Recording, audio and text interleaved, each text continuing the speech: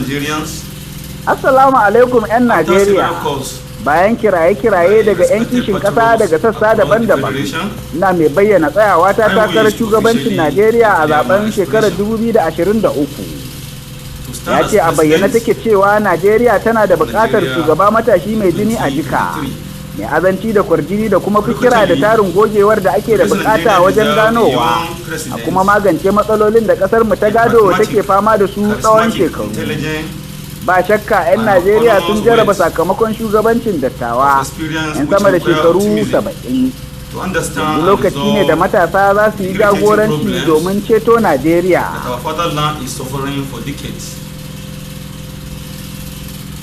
Without any iota of doubt, Nigerians have tested the results of leadership of our own septuagenarians. It is now the turn of the youth to lead and rescue Nigeria. Our mission is to transform Nigeria. Ya ce ƙudurinmu shine mai da Najeriya cibiyar masana'antu da ke amfani da mafi kololuwar fasahar ci gaban kere-kere na zamani a duniya. Kuma ƙasar za ta yi hannun riga da matsalar tsaro, talauci, yunwa da kuma rashin aikin yi.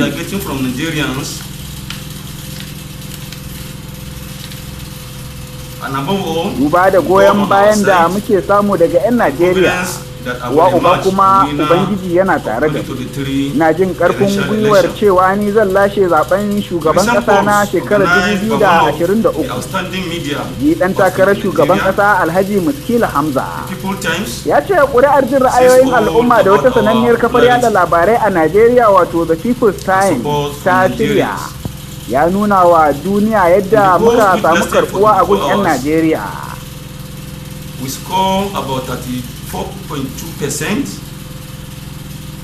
ahead of Konkoso, Atiku, and mun samu kaso 34.2 cikin 100 da abin da Kwankwaso da Atiku da Tinubu suka samu. Sakamako ta bayyana ƙararrar cewa al'ummar ƙasar nan suna tare da manufar ceto Najeriya ta Miskilu 2023. Ya kuma mu haɗa hannu mu yi aiki tare domin cimma wannan manufa.